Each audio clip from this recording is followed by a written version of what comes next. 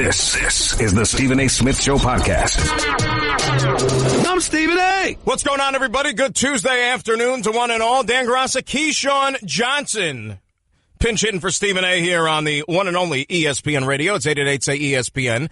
That's 888-729-3776. And as I say, what's up to my man Keyshawn Johnsson. Key, what's going on? What's happening?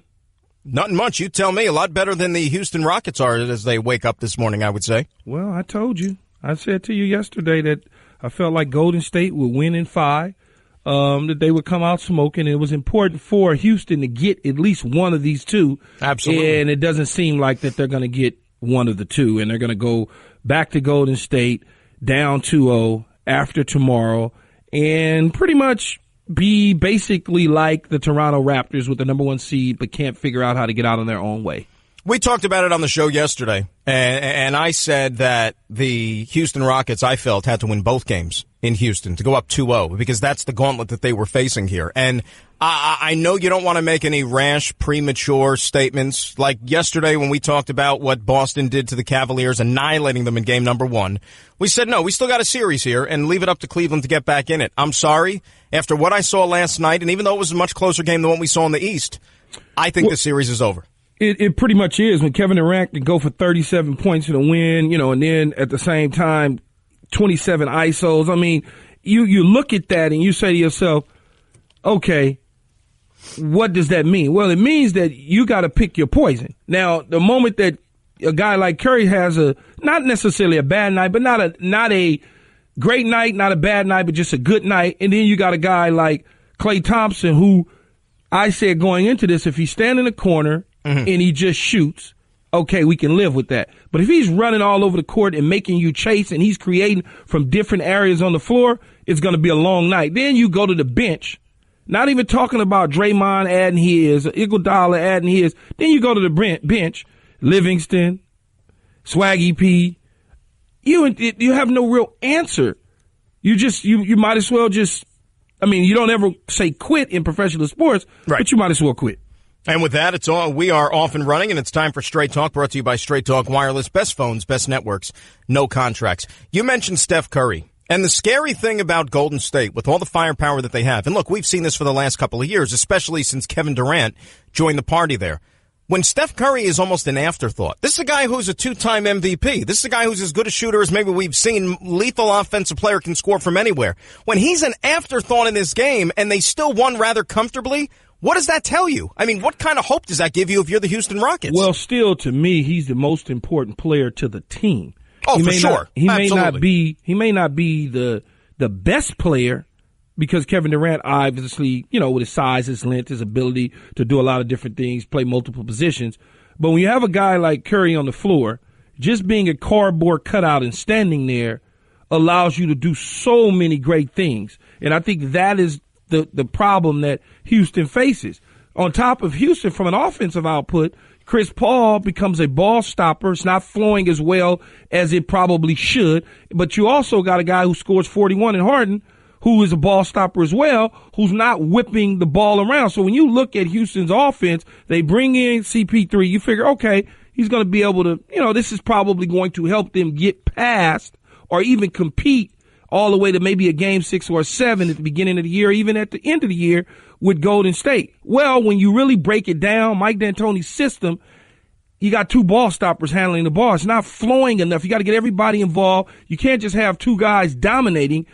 If this was a Steve Nash era where Steve Nash still got his buckets, but so did everybody else, although they didn't go on to win, the offense was so much different. The pace, the fast-paced time, they still was in the top half of the league in that, but there's just not enough help that they're getting from their other teammates. No, you're right about that. And the numbers speak for themselves. It's documented. And I agree with everything you just said. Easily, Curry is more valuable to this team than Kevin Durant is. Remember, they won 73 games a year before Kevin Durant even got there. So certainly he is the one guy. You take Kevin Durant out of this lineup, this team is still going to fire on all cylinders. You put Curry on the sidelines. They're good. They can win a championship, but I don't know if they're as much of a slam dunk as they would be, vice versa. It's funny. They did win a championship without Durant. Absolutely. That's what I said. They won 73 games in a regular season and blew a 3-1 lead in the finals, without Kevin Durant. They had the best regular season in the history of the sport without Kevin Durant. So they were winners before him, absolutely. And look, that's why he got so criticized for making the move over to Golden State. Like, if you can't beat him, join him. But that's old history. We've been down that road many, many times. I found it interesting, though, Key, that while we sat here yesterday, and we're going to talk about it, I'm sure, a little bit later on, looking at the Cleveland Cavaliers and their predicament over there in the East, that if the supporting cast does not show up to help LeBron James, it's going to be a long evening for that basketball team. Look at what happened last night for Houston, right? James Harden came to play. Chris Paul wasn't awful. He had himself a pretty good game. Who else helped out? Where were these other guys? Where were they? Well, you got to get them involved, though. I mean, that's one thing that they have to do is they got to get them involved. Again, you got two ball stoppers. You got Chris Paul and you got James Harden. James Harden is impressive at creating, and if you push him to one side of the court, which make him go left, then that's where you benefit from, although he still scored 41, but a lot of that 41 was to the cup. It wasn't the long threes. It wasn't those sort of things. Those other guys, on the other hand, the Reezas of the world, they've got to step up. Clint Capella played okay. I mean, okay. Just okay. Nothing to jump up and down on the table about. But that's the problem that you have. And then when you start to talk about, okay, Mike D'Antoni's system, they're going to score a lot of points. Yeah, they may score a lot of points, but you're not scoring enough to beat the Warriors. Plus, you're not going to slow down the Warriors because you don't have the type of defensive players to match up with them. And if you look at guys like Maba Mute, how many times was he unable to finish right around the cup last night? I mean, good looks at the basket. I mean, things that you should convert, and he couldn't do so. P.J. Tucker, didn't make a field goal from the floor. And if the Houston Rockets are not going to sit there and be lights out from three, you take James Harden out of the mix. Without James Harden, they were 8 for 28 from beyond the arc. That's not good enough, especially against this team when you employ a strategy where basically you're trying to outscore them because you realize defensively it's going to be a long day to try to slow down that team with all the options they have. If you're not making their threes, that takes away half of basically their effectiveness. Well, you got to think about it, too, from an offensive standpoint. When Houston's shooting the ball, they took about 19 or so shots with, 5 or few seconds left on the clock. And that's kind of very true. Yeah. That's probably, I don't know, about 10 more than the regular season average. And that in itself creates a problem. Now you got to get back on the floor when you're missing those shots, get back on defense. And now you got a Golden State team that gets 22 possessions on you in which, you say, well, they get these 22 possessions. And when you look at the points per possession at 1.9, that's a problem for you again. So you start to look at all these different things and the problems that they're creating for you is just too difficult of a task to match up. And I know the coach spoke about saying, oh, well, we're switching off and we're trying to switch here and we're trying to mix it up there. Well, you only can mix it up and switch off with one guy and that's Kevin Durant, but you got 4 other people that you got to decide what you want to do. And I was telling the guys on the show earlier here in Los Angeles that, okay, you say, well, I'm going to run to Durant and we're going to try to double him or at least put a man and a half on him. As soon as I run over there, all of a sudden I leave a guy in Klay Thompson who can stand there, take a dribble, then take a shot as if he's at the free throw line. Wide open too many times. No, it's true. And, Klay Thompson, let's just talk about him for a second.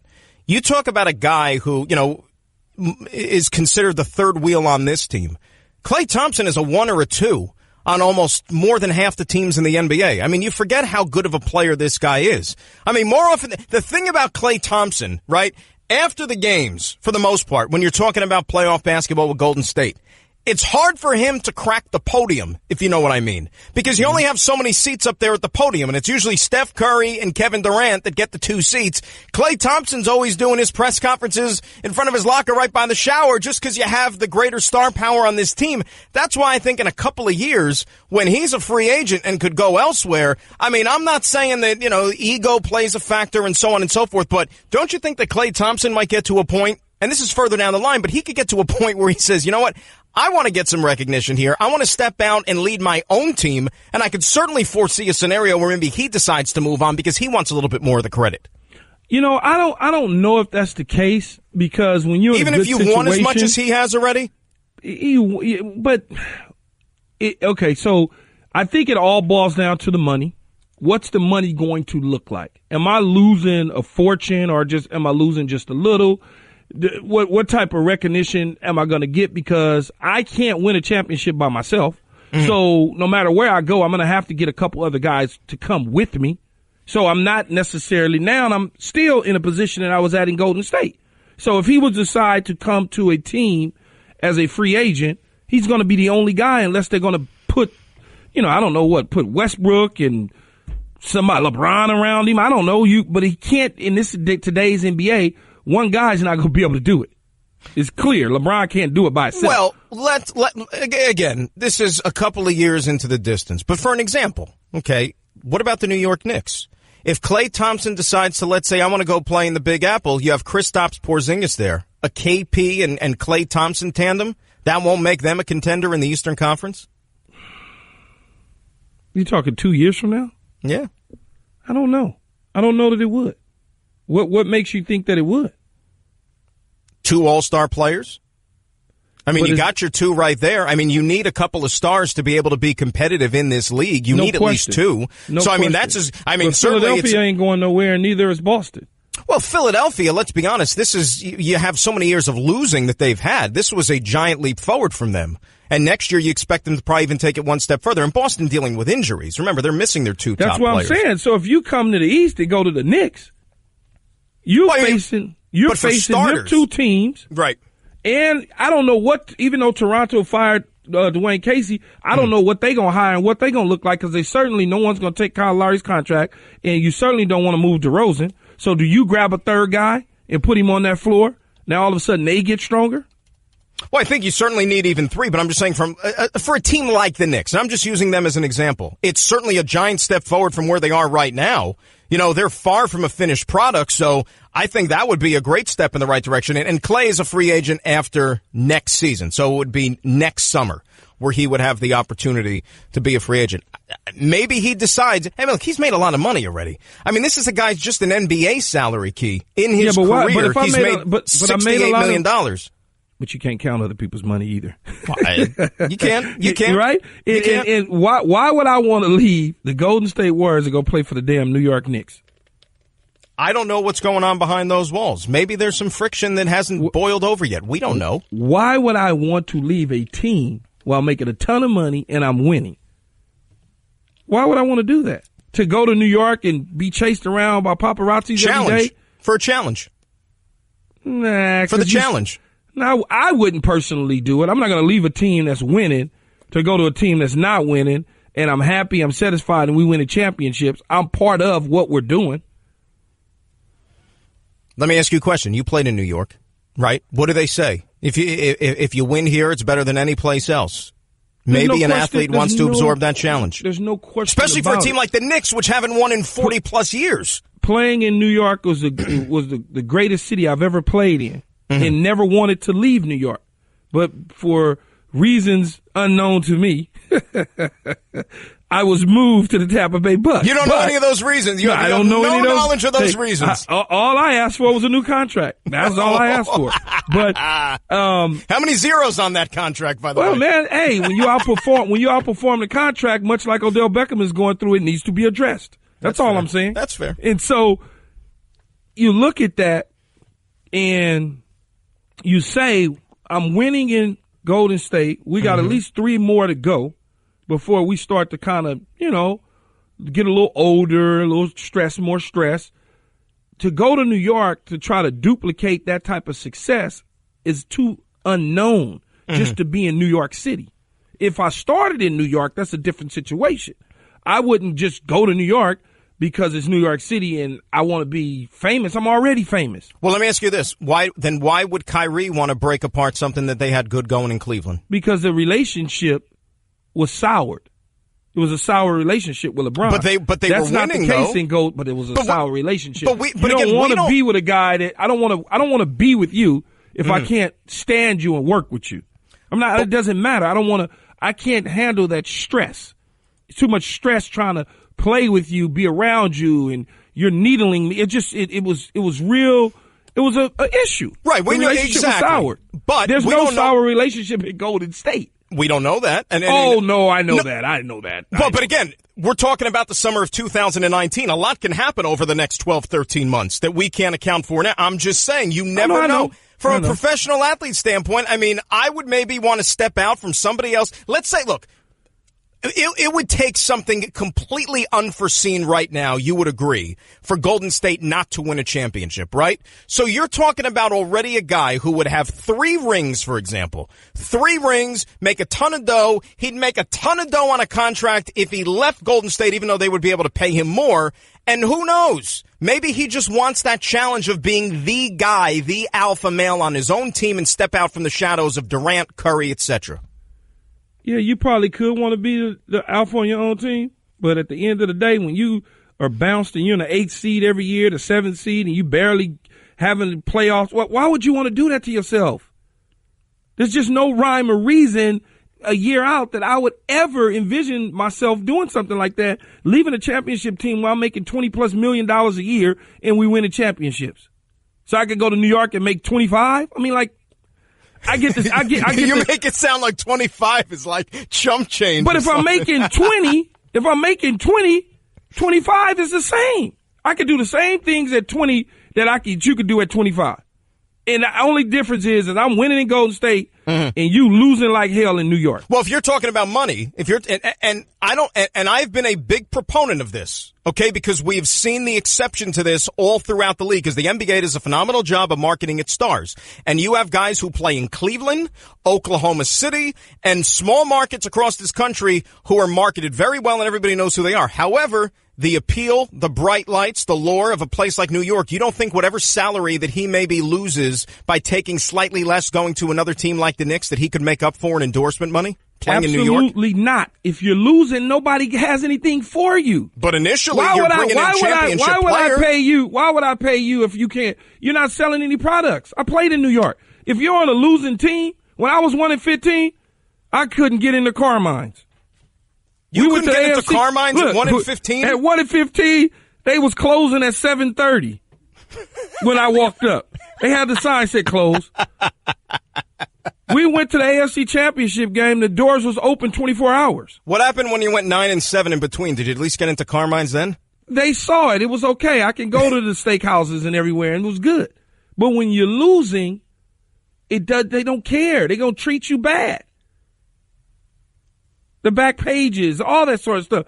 I wouldn't take that stress on if I don't need to. Okay. Just to be in New York City. Why you think LeBron James never came to New York? Well, that's it. You know what? That's his axe to grind. You know, he joined up here's the problem. He joined up when he left Cleveland the first time. He went down to Miami to join up with his buddies. And it wasn't just necessarily LeBron didn't want to come to New York. Wade didn't want to come to New York. Bosh didn't want to come to New York. So it was a trio. But if you have the credibility and they're your friends and y'all all could, just like you did in Miami, you put it together and you said, let's go to New York. Well, I think it would have been it was an easier sell to go to Miami. Think about it, they got families too. What if Chris Bosh's wife says, no, I don't want to go to New York. I'd rather just go to Miami. You know, that was a tough sell. And then he went back to he didn't go back to Cleveland because Cleveland was this great, allure of a franchise. No, he went back to Cleveland because those are his roots. That was his home. That was the only reason he went there. And that's why we're hearing all this talk that he might leave and go out west, play next year. Well, it'd be nice for him to come to the Lakers. Well, there you go. I think LeBron would come to the Lakers. He live out here. He's businesses out here, and he's doing a lot of stuff in the entertainment industry. It would be a plus if he did come to L.A. We certainly would welcome it with open arms. Well, isn't that the same thing, though? Like, why would you then, if you're LeBron, why would you leave Cleveland? Because he is the king no matter where he goes. Is a big difference. He's carried teams to the championship, as we can see now. They're in the Eastern Conference Final. He's taken teams and put them on his back and gotten championships with just basically LeBron. I know he has other players around him, but 70% of it is him. So it's okay for him to leave Cleveland and come to L.A. or leave Cleveland and go to New York. He's already done it by himself. He's already taken it on by himself. So there's a huge difference in a young man like Klay Thompson, who, is an all-star player, but he's not the type of player that puts a team on his back to ride him into the championship. But we've never seen him have that opportunity. That's the thing. And maybe he looks for that challenge. I don't think that he's there. I don't think that he's there. I don't think he's that type of a player. That he's not. He's certainly a top 15, not a top 12 NBA guy. Certainly that. But he's not in the top 4. Well, if you take, all right, just for an example, and I agree with you, he's probably top 12. I mean, the guy was an all-star the last 4 years. I mean, we know he's a quality player. But on this team, as long as it's presently constituted, he's no better than the third option. He'll never be any better than the third option. Let me ask you this. Did you ever think, and we kind of touched on this a little bit yesterday, did you think back in the day when James Harden was coming off the bench in Oklahoma City that he would ever morph into an MVP-type player when he was playing behind Durant and Westbrook?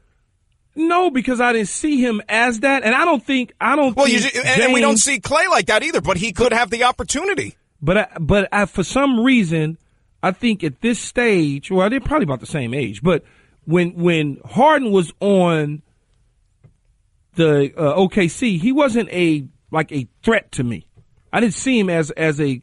I saw him as a good player. Mm-hmm. Clay to me is just not a number 3. He still can get his. Even though those other guys get theirs, I didn't feel that way about Harden at OKC. If something shut down at OKC with KD and Russ, I didn't feel like James could get him over the top and win the game for him. I didn't feel that way. But if something goes wrong with KD and Curry, I feel like being one of the all-time great sharpshooters in the league, that he certainly can still produce.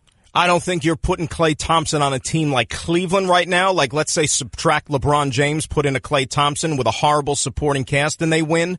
But if you put him someplace and you're going to build around he and, let's say, another star, i.e. Porzingis, like the example that I gave you, that could be something. Is Porzingis even healthy? Well, he's not healthy right now. Like, if we were playing a pickup game tomorrow, I'm not picking him on my team because he can't play yet. But we're talking about a couple of years down the line. That could be a different story. And it's the same dude. Isn't Porzingis the same guy that was like, this season is too long or something? Well, nobody wants to play 82 games anymore. I disagree with it. Go out there and play. But did he say something like that? I'm getting tired or something? Yeah, he was tired. I think it was before we even opened Christmas presents. He was tired already. Hey, look, you want me to forget all that and go from Golden State and go to New York and play with that? Because I ain't going to be able to do it. Because you know what? If you win there, you're going to be a legend forever. Even one championship forever. Ask Mark Messier. Ask Mark Messier. I played in New York. Yeah. I understand. I get it. I went to the AFC Championship game. You swear I won 4 championships for the Jets. We went to the Super Bowl 4 times the way I'm treated when I go back to New York. Why couldn't you win that? Why couldn't you win that championship with the Jets instead of Tampa? Man, they didn't throw the ball to me enough. Why? Why? Man, we were up 10-0. You don't have to tell me. We were up 10-0. I remember it well. I thought we were clearly going to take care of business the second half. Let's not go there. Your thoughts on the Rockets, the Warriors. Is the season over? It's Dan Graca and Keyshawn Johsnson here on ESPN Radio. Everyone in the neighborhood knew about Bobby. Bobby, the basketball boy, they called him. Bobby wanted to go pro someday, so he was always out in the driveway shooting hoops. But one day, his mom came out and told him, "Hey, your wife wants you to take out the trash." His mom was visiting, and Bobby was a grown man. He had kind of missed his window. Plus, no one had ever seen him actually make a basket. But on the other hand, Bobby had heard how Geico could save him money on car insurance, so he switched and saved. So it was all good. You're listening to the Stephen A. Smith Show podcast. Dan Graca, Keyshawn Johnsson in for Stephen A. here on ESPN Radio. 888-SAY-ESPN, the telephone number. That's 888-729-3776. We just want to remind you as well that Stephen A. is going to be broadcasting live from Houston beginning tomorrow for the NBA Western Conference Finals, brought to you by Indeed. You want to tweet at us? He's at Keyshawn. I'm at Dan Graca. But Key, let's get to the phones. Don't a lot tweet of at people. Me. What? No tweeting at you? Are you a big Twitter guy or not really? No, you tweeting at me. You're just tweeting for no reason. You're wasting your time? I'm not going to really respond. All right, well, hey, I mean, the interaction, some people like it, but Key's not going to get back to you, so don't hold your breath. You don't have to worry about that. Let's say hi to Jay in Long Island. Jay, you're going to bat leadoff here on ESPN Radio. How are you? I'm doing good. How you guys doing today? Good, Jay. Yeah, I was just watching the game yesterday, and the thing that I noticed is, like, the game was a lot closer. I mean, it came down to really seven different, free throws and 3 field goals. Like, they talking about, well, Harden had the ball and Chris Paul, ball stoppers. The guys missed shots. And if you look at watching the game, he hit them in their hands. and shoot in position, shoot in pockets, and they just missed yesterday. If they make those shots, they probably win the game by 1 or 5 or 10. So it's a make or miss, like they say, it's a make or miss league. You know, it's the same thing. Like if you watch Cleveland, LeBron James is a ball stopper. People make it seem like, oh, John Harden is a ball stopper. LeBron James, you look at like the Cleveland Cavaliers, the Houston Rockets, they always at the bottom of the league when it comes to total passes per game. So they always at the bottom. So and in Cleveland, if LeBron holds the ball and makes all the plays, and if they make shots, they win. If they miss shots, they lose. It's the same thing in Houston. Harden holds the ball. He makes plays. If they make shots, they win. If they miss, they lose. He's putting up the same number. We're making it seem like Kevin Durant is better than all these guys. Kevin Durant couldn't do nothing with Harden last night. Kevin Durant got an easy pass to the NBA. You got a ready-made team that has 73. They were 73-9 before Durant got there. So there's no pressure. Yes, he had a great game, but so did Harden. So how are we saying, like, which player is better? When you're looking at them, they're doing the same exact thing. It's just that Klay made shots yesterday.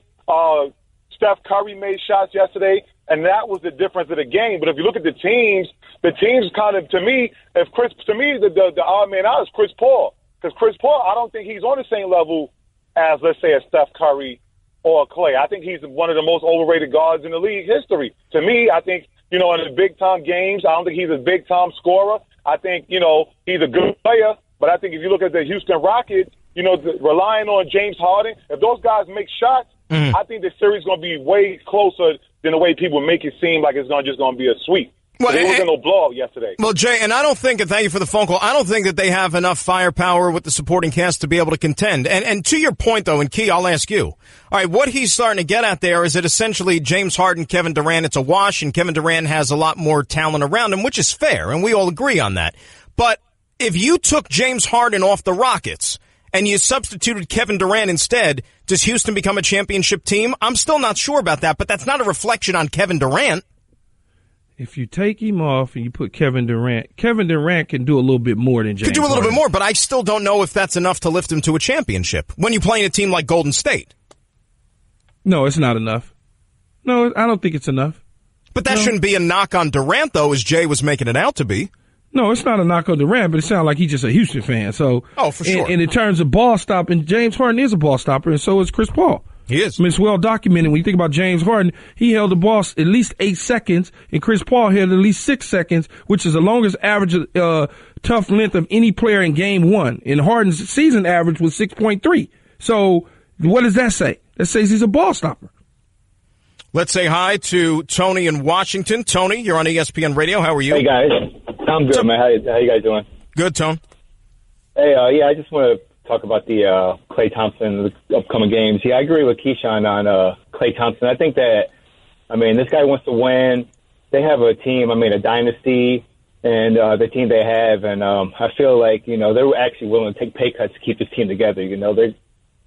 They want to win. They're going to continue to win. I see them doing this for another 3 or 4 years. I got them possibly sweeping the Rockets because what I seen last night just was total dominance on Golden State's part. Nobody could stop Durant. Curry hasn't gone off yet. Klay Thompson, that guy, he's underrated. I think with his abilities and what he can do. And as far as these upcoming games, I think this Cleveland-Boston series is going to go 7 with Boston taking it. Cleveland winning the next 2, but Boston eventually winning in 7. And I think Golden State is going to take the next 2 series as sweeps. I don't see Boston really.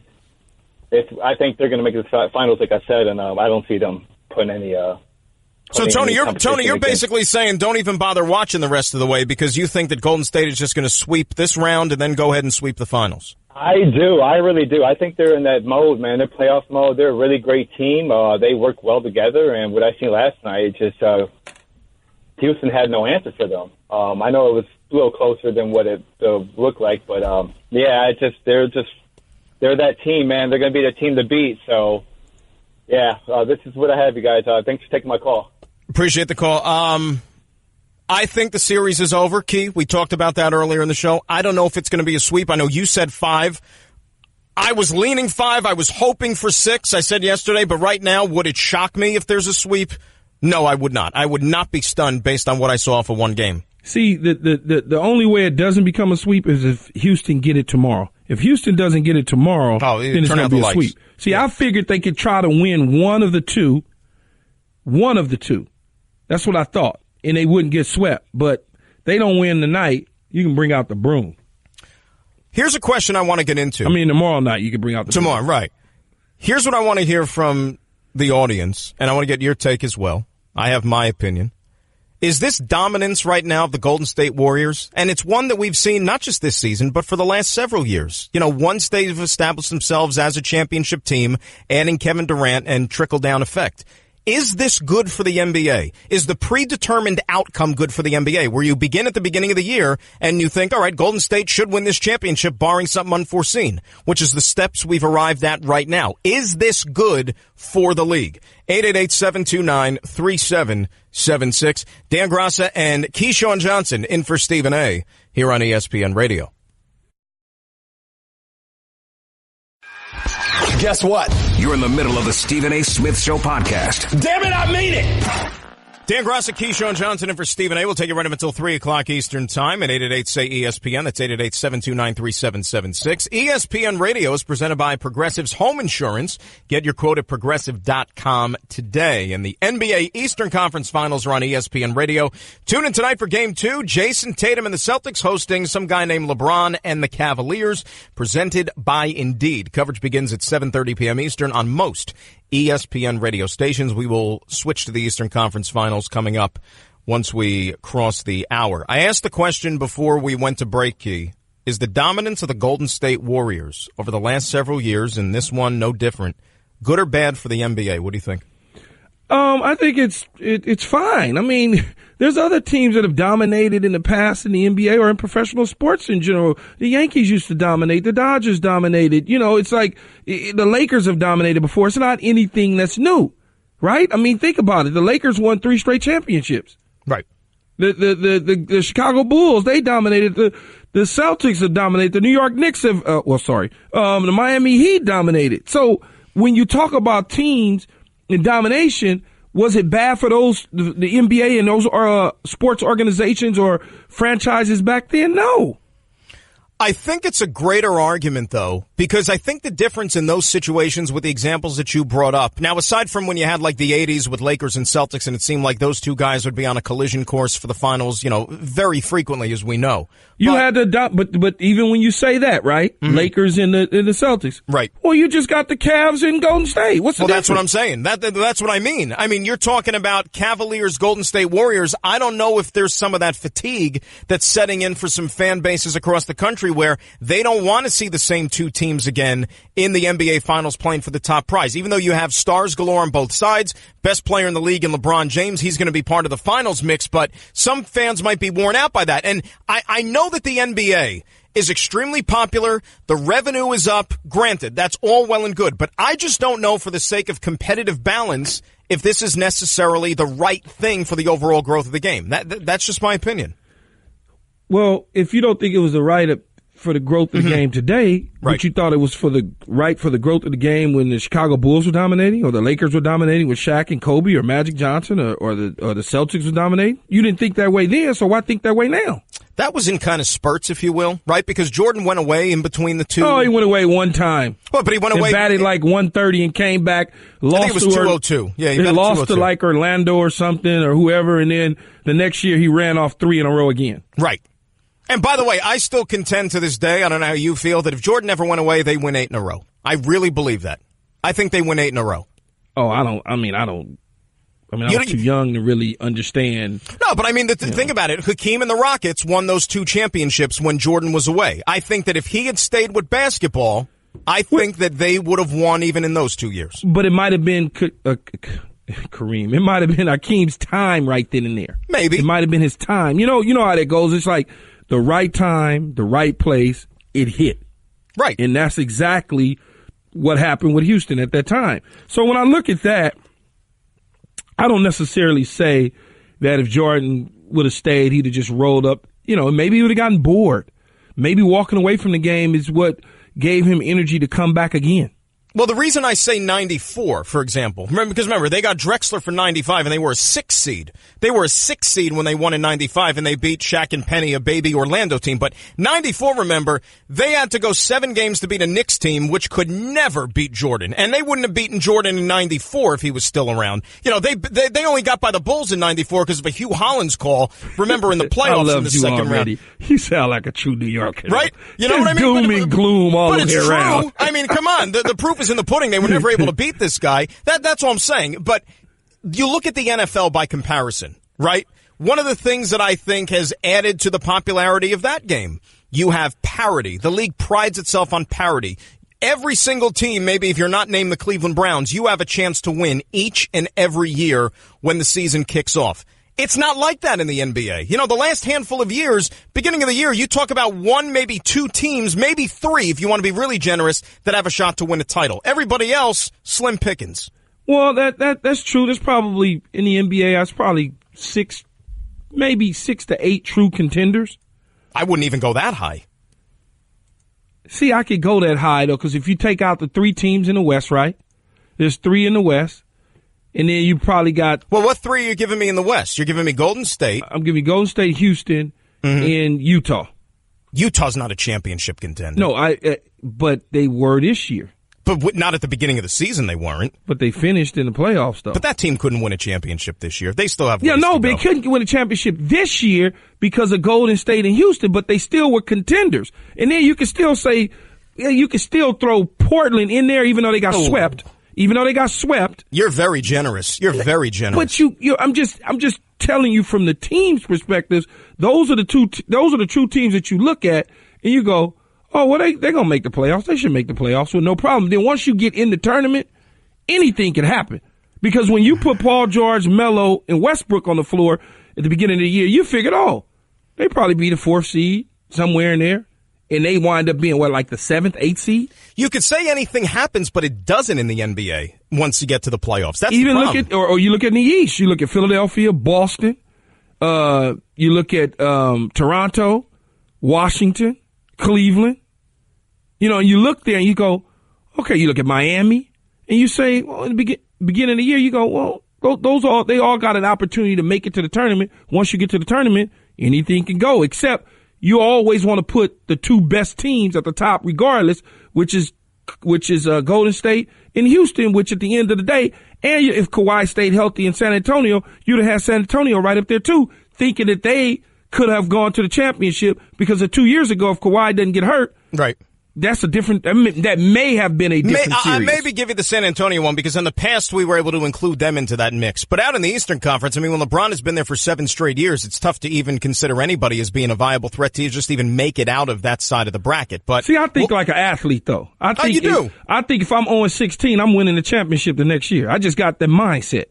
You never I just got that mindset. I'm not going to get, if I'm on Cleveland's team, I feel like I'm getting ready to go to the Super Bowl the next year. Hour 2 coming up next. Dan and Keyshawn, ESPN Radio. That's just a sample of what you'll hear on the Stephen A. Smith Show. Weekdays at 1 p.m. Eastern on ESPN Radio and the ESPN app. This is the Stephen A. Smith Show podcast.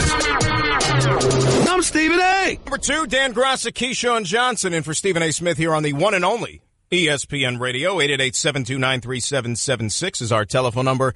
Learn what affects your credit scores and what you can do to improve them with Credit Karma. Maybe you need to dispute an error on your credit report, or you're paying too much interest. Credit Karma can help with that. Visit creditkarma.com or download the app now. That's creditkarma.com. And want to remind you that the Stephen A. Smith Show is always brought to you by Vivid Seats, the official ticket partner of ESPN. Download the free Vivid Seats app today to get your tickets. Game 1 in the books of the respective conference finals, and tonight we have ourselves a game number 2 key in the Eastern Conference where LeBron James and the Cavaliers will try to draw even with the Boston Celtics, and it's not exactly foreign territory for LeBron to have his back up against the wall and to be down for the count here. Now, they had an easy time with the Raptors, swept that series, but they did lose 3, and they had to go 7, of course, against Indiana in that first round.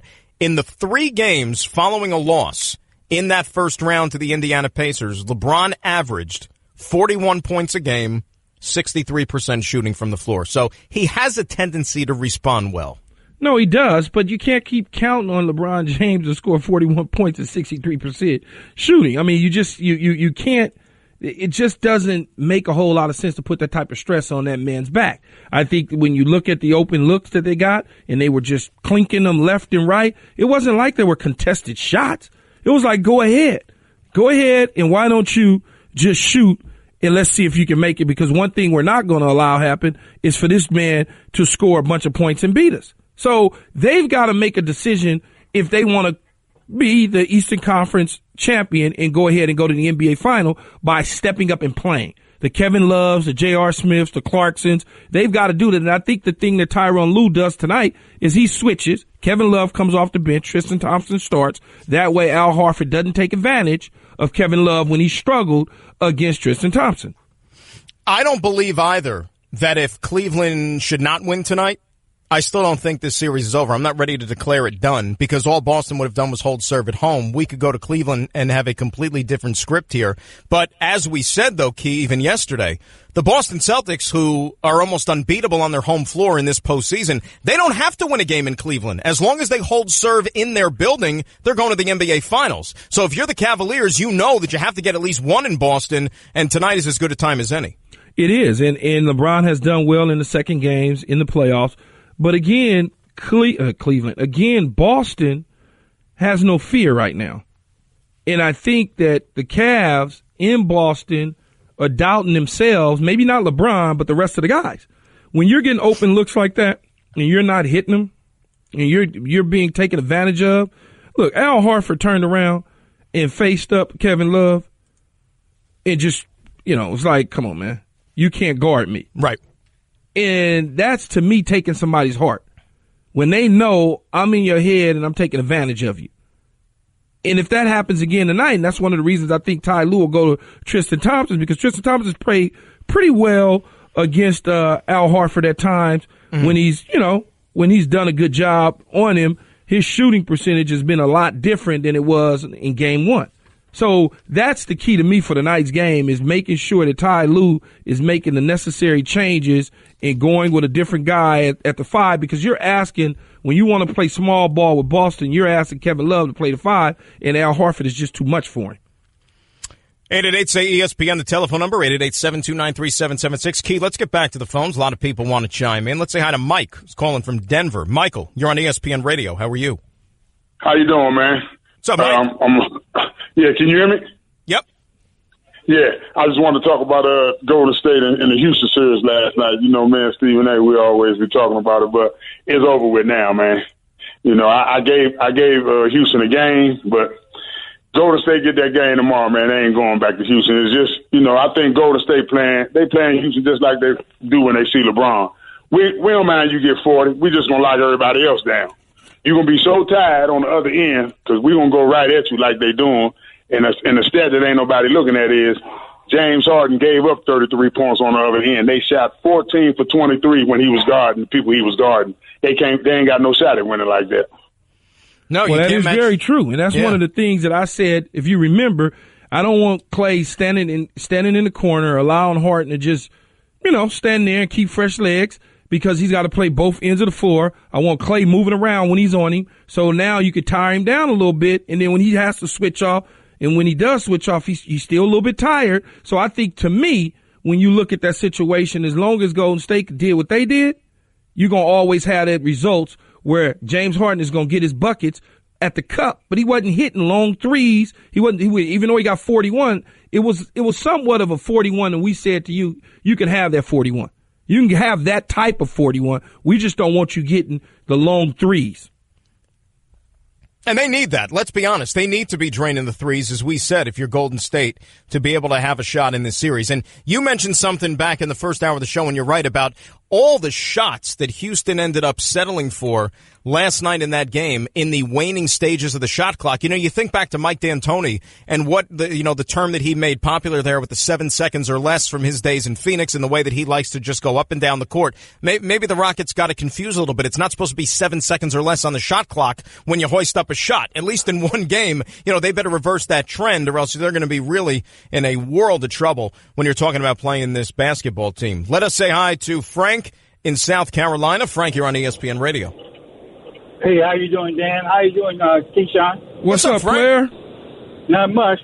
Hey, man, first of all, I think with Golden State being dominant, I don't think that's going to hurt basketball. Just as Keyshawn said, you had it before, and it's going to always be somebody. So there's nothing wrong with that. As far as the Houston game last night, man, you got Harding holding onto the ball for 15 seconds or longer, and then they're not passing the ball. And if you guys remember, or I don't remember exact time, but it was either the late third quarter or first fourth quarter when Harding was sitting, I think it was 2 or 3 series, they passed the ball around, and they made good shots, and they made them.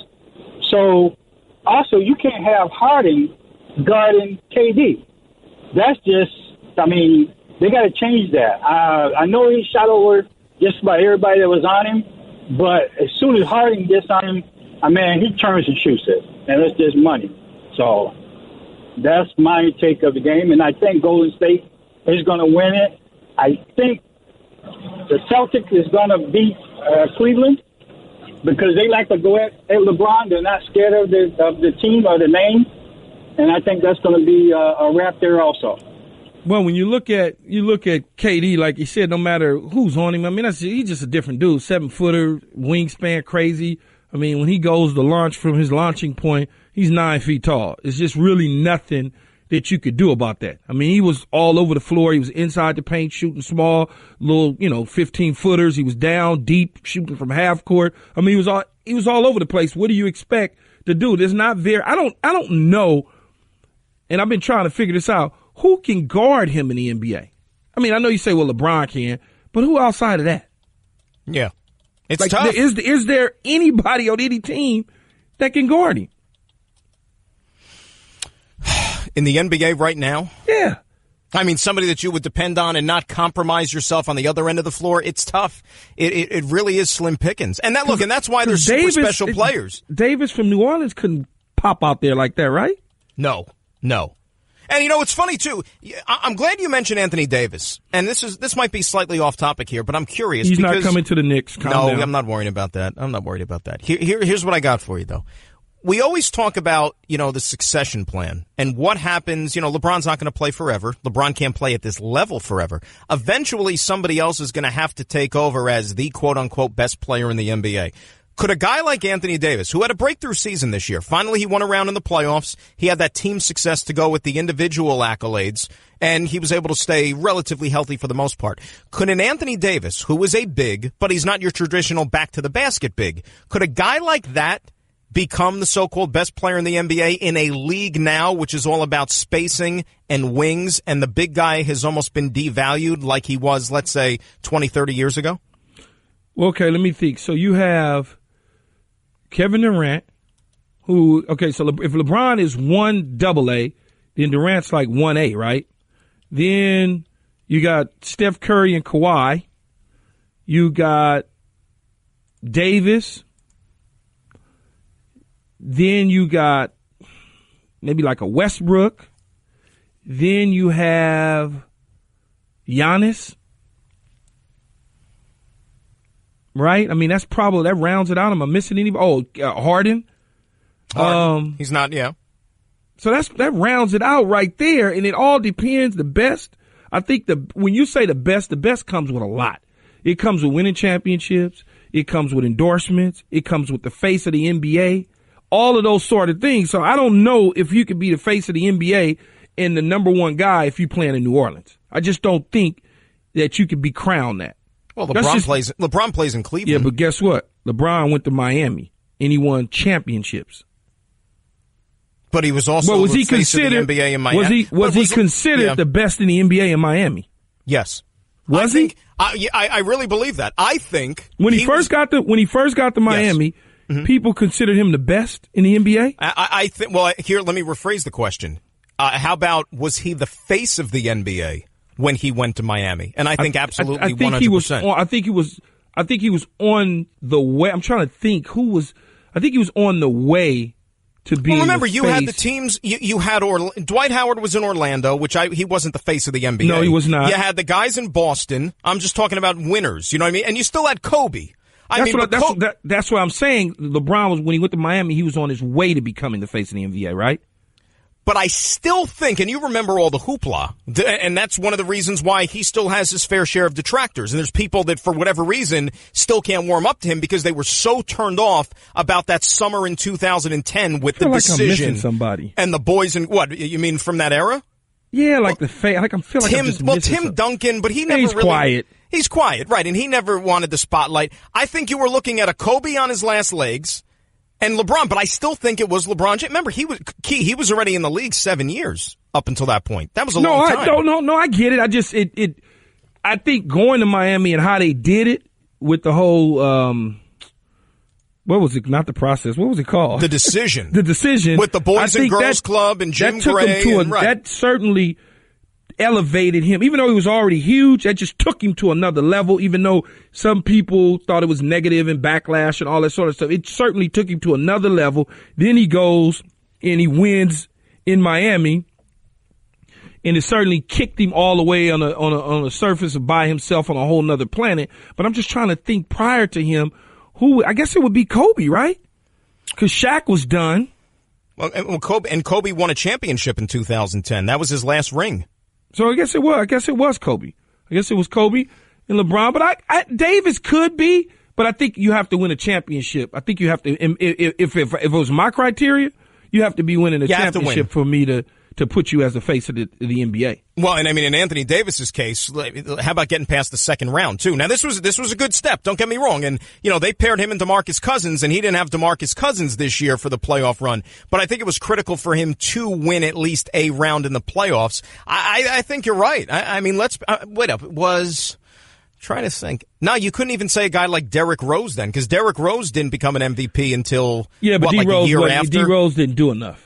But I mean, at that time, one and a half good year. Exactly. But you thought, remember, if he didn't get hurt, you thought that the sky was the limit, and he was just going to continue on this upward trajectory. The fact that he was in Chicago, the fact that he was even in Chicago, and me, even though he won the MVP, winning a championship in Chicago when a dude just won 6 and got tennis shoes named after him and a whole apparel line, and you could never surpass that. It just doesn't. That's. That is Chicago. You could do nothing to supersede or to unfold what Michael Jordan has already done in Chicago. So even with the MVP stuff, it's just like, okay, he was an MVP. It wasn't that hoopla around it.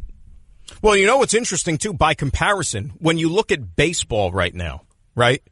There's this argument about who's the face of baseball, whether you want to say, Mike Trout's the best player, but Mike Trout, Bryce Harper, I mean, those are your leading contenders right now. Aaron Judge, what he's done in the last couple of years, has certainly become one of those faces. But out of the guys that I just mentioned, none of them have championships. None of them have even played in a World Series. And that's the thing, and we talk about this on Keyshawn, George, and LZ here in L.A., about the face of baseball and all the different things of who should get the Dodgers, should we get Bryce Harper. And I say the same thing, but maybe I'm crazy or I just don't know baseball as well as I think I do. Mm-hmm. Like, I'm not paying a dude $400-some million to not help me win a championship. He's one guy. I can't. And they say, well, but he's this and his analytics say that. I'm like, I don't care. I personally, if I was the owner, I can't do it. I just can't do it. It's like the quarterback. Like, I can't pay the quarterback all of that money, and I'm not winning championships. I could get anybody to do that to help me win a division or get into the playoffs. But if you're not winning championships, see, that's the reason a guy like Tom Brady, it's an open checkbook. But a guy like Joe Flacco, I need to get some of that back. Right. A guy like Ben Roethlisberger, I might be able to work with you a little bit because you helped me win championships. So I may be willing to give you a little bit more money. But you mean not like Ben is willing to not work with Mason Rudolph, you mean?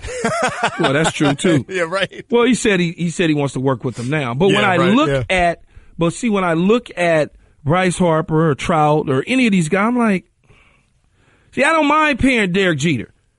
I didn't mind paying A-Rod when he was at the Yankees. Because we're winning championships, so I don't mind doing that. But when you paying somebody like a Bryce Harper and a Mike Trout and those guys and spending all this money, I'm like, oh, no, And they argue with me and say, he's the best player in baseball, though, Key. I'm like, I get it. Yes, he hits 35 home runs and 200 RB. I got all that. He got the best arm. He can throw everybody out. I get all that. But he ain't winning. You know, I saw Derek Jeter's parents last night. True story. Okay. True story. Where at? Are you familiar with the 48 Lounge? No, I'm not. No, in the city. I'm just walking on the street, and all of a sudden, like, there's a bunch of security, SUVs, door opens, all of a sudden the Jeters come out. I said, oh, interesting. I don't know if he was in there as well, but the parents came right out. They must have had some shindig there or whatnot. So you're like a little stalker in New York. You know what his parents look like. No, I was going to do my other show. I was just, Key, I'm always working. I'm pounding that pavement. That's me. And, city, it's a big city, you know that, but you run into people. No, you do. You definitely run into people. You run into Keyshawn occasionally when he decides to come back this way. Let's say hi to back out to New York soon. Yeah. Let's say hi to Elvis in Boston. Elvis, how you doing? I'm doing good. How you guys doing today? All right, man. good. What's going on? I want to talk about Brad Stevens, man. I think people are undermining his greatness right now. Like, when you talk about championship team, you need a guru type of coach, and I believe Brad Stevens is that type of guru coach to take it all the way. What do you guys think about that? Well, I think he's certainly a great coach, given the fact of what he's done. Harford, not Al Harford, but Hayward out early on. They get Hayward. They think it's going to just fly. Doesn't work. Kyrie gets hurt. He's got young dudes in Tatum and Brown. I mean, he's doing all of this despite not having what he thought he was going to have. And then he's shown since coming over from Butler that he's got a team into the playoffs, even though they didn't want to go into the playoffs. He's just constantly coaching them up. And on top of it, you can sense the jealousy from all the other coaches that decided not to vote for him. Who didn't vote for him as coach of the year is just crazy. Those awards are silly anyways. No, it is, but it is. But amongst your peers, that's crazy to me. And then a year ago, he got votes, right? Right. So you would say to yourself, did the coaches who voted him a year ago, are they still in the league? No. So maybe, and I don't know if they voted him now, but I'm just thinking out loud and I'm taking chances here. Did Jason Kidd vote for him?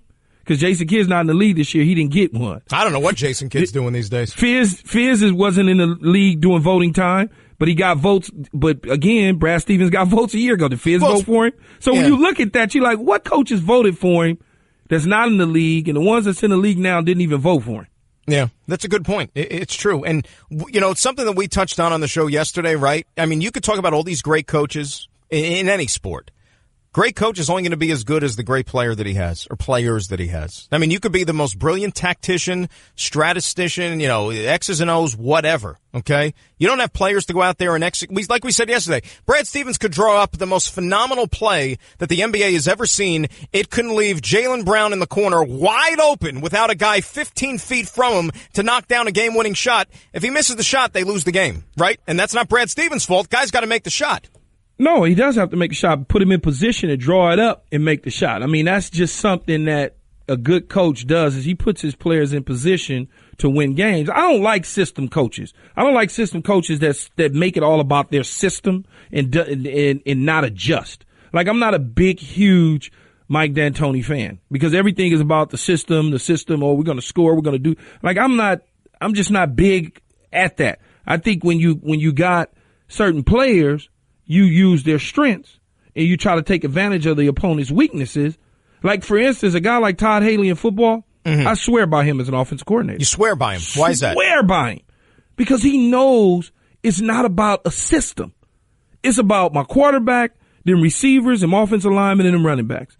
And if they do what they're supposed to do, I can now get the ball in Antonio Brown's hands, Juju Smith's hands, Bell's hands, and I can let Ben be Ben and do what he does. Well, and he's been that way everywhere he's been, whether it was with Anquan Bolden and Kurt Warner in taking them to the Super Bowl, or whether it was when he was in Pittsburgh, or even at a short stint as a head coach in Kansas City when Matt Castle went to the Pro Bowl. All of those sort of things, to me, is perfect. Sean Payton, same thing. Not being married to one system, you're saying. No, being not at all. flexible enough to suit your talent. No, not at all. Tom Coughlin was perfect at understanding that. They was perfect. I got this dude. I'm giving the ball to him. Period. I got this guy on defense. He's going to shut him down and stop him. Opposed to this system. And I think Brad Stevens is along the way of understanding I have certain players. I have a guy like Al Horford who's going up against Kevin Love. Kevin Love cannot stop him. So, therefore, I'm going to take advantage and let Al do Al. And now Todd Haley is going to be entrusted with the development of one Baker Mayfield to see if which they can I'm not jumping up and down for, but well, it'll be fun to watch. That's for sure. It'll be interesting. It's Dan Graca and Keyshawn Johsnson in for Stephen A. on ESPN Radio. When we return, more calls and a looming suspension for an all-star big leaguer who maybe had some sights on Cooperstown. How is that affected now? It's Graca and Keyshawn on ESPN Radio. Next, you're holding up the line, ma'am. What did you say? You're next in line for the water slide, ma'am. Feet forward and enjoy the ride. Okay, dearie. This does look fun. Whee-oh! You melted me. I've melted. The Wicked Witch of the West on a water slide? Surprising. What's not surprising? How much you could save by switching to Geico. See what you've done. Oh! Geico. 15 minutes could save you 15% or more. You're listening to the Stephen A. Smith Show podcast. Dan and Keyshawn on ESPN Radio for Stephen A. You know when something's so obvious they call it a no-brainer? Well, here's a big one. Barbasol is finally making razors. Introducing the Barbasol Ultra 6 Plus. It's got 6 ultra-thin blades for a close, comfortable shave. You can go to Barbasol.com right now and save some money. That's a no-brainer, too. It's also time to ditch your outdated sports drink and switch to Body Armor Sports Drink with natural flavors and sweeteners and no colors from artificial sources. Body Armor is the more natural, better sports drink. 888-SAY-ESPN, 888-729-3776. Key, we've done a lot of NBA, but as I teased before we went to break, some breaking baseball news to get to here, and that is Robinson Cano, second baseman for the Seattle Mariners, who, by the way, is on the shelf presently because he got hit by a pitch over the weekend and broke a bone in his hand. So he was probably going to be missing upwards of at least 6 weeks, you figure, maybe more. Now he's going to be dealing with an 80-game suspension for violating baseball's joint drug agreement. And anytime you have a case of a player who certainly has had a distinguished career, you know, Cano, let's be honest, he is on track for a Hall of Fame career as a second baseman with the power numbers he's put up. Now you have a suspension to go on that resume. How does that affect his legacy? What is he suspended for? A masking agent. Okay, this is not a steroid. According to the statement that he released, he was prescribed by a doctor in the Dominican Republic for a medical condition. Do you buy it? You know we got doctors out here. Last time I looked, we do. And a lot of them. Why is it always a masking and I got it from another country or I got it from, why is it always that? Yeah. Like I don't understand it. The dog ate my homework. That's what it is. It's wild. You got the the boxer saying he ate meat and it was contaminated. Now you got this coming up. I mean, it's baseball, and I know in the past it was somewhat kind of like accepted in that culture, I guess, back then when everybody was doing it. But, I'm never supporting anybody that do anything illegal to get an edge in a sport. I'm never going to be supportive of that. I'm going to always frown upon it and look at him as a cheater. And in this case with Robinson Cano, no matter what you tell me, who you got it from, how you got it, you didn't know, you didn't read the back of the package, I can't support that, and I'm not a fan. And this diuretic, furosemide, I'm unsure of the pronunciation because I'm not a pharmacist, but it's a diuretic commonly used to mask performance-enhancing drug use. He put out a statement and said that it was because of a medical condition. And here's what I say to Robbie Cano, Key, if this is the case. If this was clearly for a medical condition, then why don't you come forward and tell us exactly what it is? I mean, if you're that innocent and this had nothing to do with enhancing your performance on the field and it was clearly for or only for medical conditioning, then guess what? Tell me what the condition is. 'Cause that's the only way people are going to believe you. It's the only way. But you said it's a masking for PED, right? Correct. That's why it doesn't add up. So tell me if it isn't right. You can use. So what you're saying is you can use it to mask a PED, but what is it really for? It's really for performance enhancement, or else it wouldn't be on the list. Why would baseball include it on the list of banned substances if it had no impact on the way you go out there and perform, or if it was going to have no influence whatsoever? So so in other words, if you wasn't on PEDs, right, you don't need to take it, and if you took it, that's because you're on PEDs. Right. Here, you want to hear a statement? You want the statement? Here it is. Recently, I learned that I tested positive for a substance called furosemide, which is not a performance-enhancing substance, okay? It's used to treat various medical conditions in the U.S. and the Dominican Republic. It was given to me by a licensed doctor in the DR to treat a medical ailment. While I did not realize at the time that I was given a medication that was banned, I obviously now wish that I had been more careful. For more than 15 years, playing professional baseball has been the greatest honor and privilege of my life. I would never do anything to cheat the rules of the game that I love, and after undergoing dozens of drug tests over more than a decade, I've never tested positive for a PED for the simple reason that I've never taken one. Today I decided to accept MLB suspension. It was the most difficult decision I've ever made in my life, but ultimately the right decision given that I did not dispute that I was given the substance. You played professional sports. Okay? So let me ask you this before you move on to me. Yeah. Am I asking too much to say, well, what's the medical condition? That's what I said. Tell me what it is. I mean, if you want people to believe you that it was completely innocuous, tell me what it is. Is it digging too deep into his personal space? Well, here's the thing, okay? And I am not a doctor. You're not a doctor. Well, I am. I actually graduated from. No, never mind. Well, let's no disrespect, my friend. If I have a serious condition, I'm not going to you for help. I'm going to seek outside help. You can tell me the doctor all you want. Now, whatever is ailing him, if there was a condition and it was something that he was dealing with. As we said, why are you going all the way down to the Dominican Republic for this? You have some of the top doctors at your hands as a Major League Baseball player. You mean to tell me that they're, the Seattle Mariners team doctors, a team that's paying them $240 million or whatever it is, that they can't recommend something, or he wouldn't go to them and say, look, I got this, point me in the right direction, it's a life or death matter? No. Why would you go all the way to the Dominican? Yeah, I'm not going all the way to Dominican. I go right down the street. There you go. Cedars-Sinai. Go to urgent care. Urgent care. Cedars-Sinai. I'm sure they got everything I need right there in the medicine cabinets. Exactly. I mean, you got to be kidding me. Now, how do people look at the legacy? And I tweeted something out before a little while ago that and he's not the only one that has been caught doing something, and you sit there and question the legitimacy of it. But you look at that championship team with the Yankees in 2009, now you have Robinson Cano, who now has this on his resume, Alex Rodriguez, very public, also Melky Cabrera, another guy who was a steroid suspension guy, all on that championship team. They're not going to take titles away because the Boston Red Sox won titles with Manny Ramirez, who was suspended a couple of times over. Still some questions, of course, with David Ortiz on down the list. It was a culture. It's part of the game. But I'll tell you something right now. It is another example, Key, that even though Major League Baseball has made great strides to clean up this game, and they've done a good job, it's not scaring off people 100% because we still have guys that think they're above the rules. They still think that science is going to stay one step ahead, and they're still willing to cheat the system.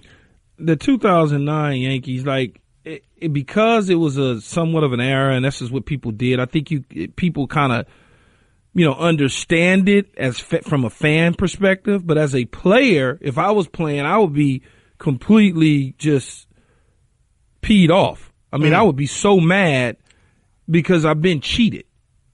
I'm being cheated. And I say the same thing in football.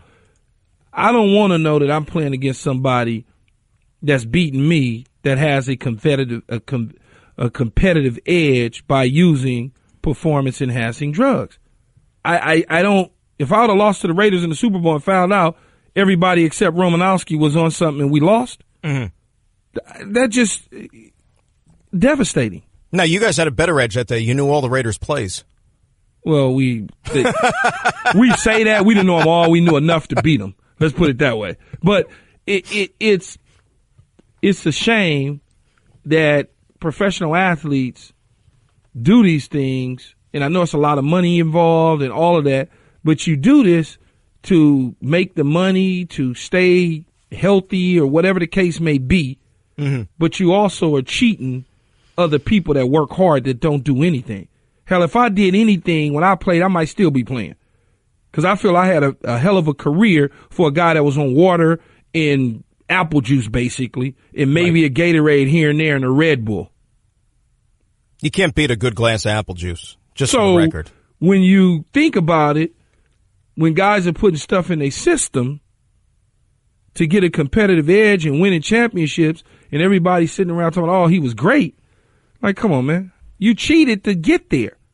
You cheated to get there. We'll give our opinion. Want to hear from everybody. Does this affect your opinion of a Robinson Cano? Is his Hall of Fame credentials now tainted because of something like this? Graca, Keyshawn until the top of the hour on ESPN Radio. Guess what? You're in the middle of the Stephen A. Smith Show podcast. Damn it, I mean it! Dan Graca, Keyshawn Johnsson, till the top of the hour, in for Stephen A. on ESPN Radio. 888-SAY-ESPN, 888-729-3776. I'll ask you, Keyshawn Johnsson. Robinson Cano, if you had a vote, if you were one of the baseball writers casting a vote for the Hall of Fame, do you now look at his candidacy different knowing this suspension? I would have to ask him, when did he start the process of I don't know whatever. if he'd ever tell you that, though. No, but I would have to ask him. I would have to really ask him and see what he would say to me in a private conversation. Mm-hmm. Because, again, I stand by this. I do not like guys that cheat. Period. I agree. I don't like Barry Bonds. I don't like Roger Clemens. Andy Pettitte, I like him. Why? Because he admitted it? Because he just said, you know what, man, I did it. This is what it is. He didn't try to dupe you. He didn't try to fool you, make you feel stupid. He just simply said, I did it, and let's figure it out, and I'm sorry, and that's it. And he went on about his business. But think about it. All these guys have to do, even if you get popped, okay, if you have that sit-down interview, you get all weepy-eyed, you produce some tears, you say I'm sorry, a la Mark McGwire did all those years ago, all is forgiven. Then you're going to be right back in the game. You said Andy Pettitte came clean. He said, yeah, I did this. Okay, that's fine. McGwire cried to Bob Costas. Back in baseball, Mark McGwire's been in uniform, been in the dugout for the last how many years for a couple of teams. I guarantee if Robinson Cano or any other player of his stature gets suspended and has a sit-down interview with Keyshawn Johnsson, Dan Graca, or whoever, and says, I'm sorry, I shouldn't have done this, I cheated, I guarantee you they're going to look at him differently as if they did absolutely nothing, and he'd have an easier time getting into the Hall of Fame. I would, and once he does that, I still know he cheated. And I'm still going to look at him different, but at least he came clean. You'd have to. Right? I mean, at least he came clean, and I would look at it different. But I also want to know when you started. Because it's been your whole career, and you duped Seattle out of $250 million. Now, I'm going to take issue with that. But if you say, you know what, I was slowing down, and I felt like maybe I needed to get a little extra boost over the last season or so, because I felt like I wasn't playing at the level that I wanted to play at or I should have been playing at. Now I look at that different. Mm-hmm. So if I'm looking at your first part of your career versus toward, I don't know if this is the end of the career, but toward the, lighter part of your career, I got to look at it and say, okay, well, I'll understand a little bit better. This masking agent, by the way, was the second most in occurrences for diuretics and other masking agents for the most recent anti-doping testing figures report. So the second most frequent. I think if you put two and two together, there's a reason why this is being taken.